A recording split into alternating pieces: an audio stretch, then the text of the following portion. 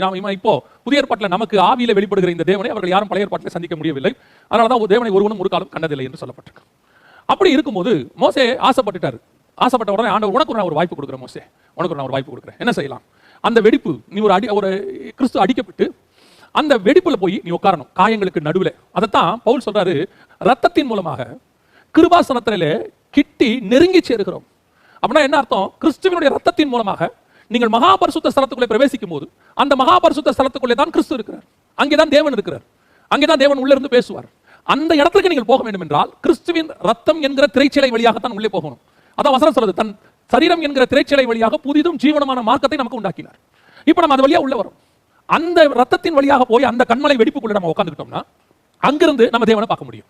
இதைத்தான் கர்த்தர் என்ன செய்யறாரு, மோசேக்கு வெளிப்படுத்துறாரு. மோசே, ஒரு மலைய கண்மலை நீ அடிச்சு, கிறிஸ்து அடிக்கப்பட்டாரு, அடிக்கப்பட்ட அந்த கிறிஸ்துவினுடைய காயங்களுக்கு நடுவுல, அந்த ரத்தத்துக்கு நடுவுல, வெடிப்புக்கு நடுவுல நீ உட்கார்ந்து கொண்டால் நீ என்னை பார்க்க முடியும். என்ன பார்க்க முடியும்? நான் கடந்து போவேன், என் பின்புறத்தை பார்ப்பாய். அப்படின்னா என்ன அர்த்தம்?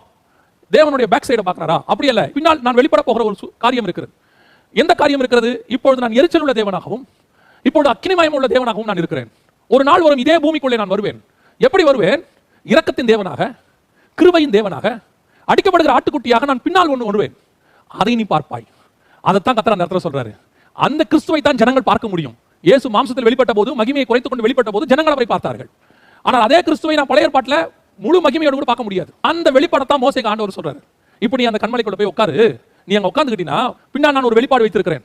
அந்த வெளிப்பாடை நீ பெற்றுக்கொள்ள முடியும். எந்த வெளிப்பாடு? கிறிஸ்து மாம்சத்தில் வெளிப்பட போகிற வெளிப்பாடு.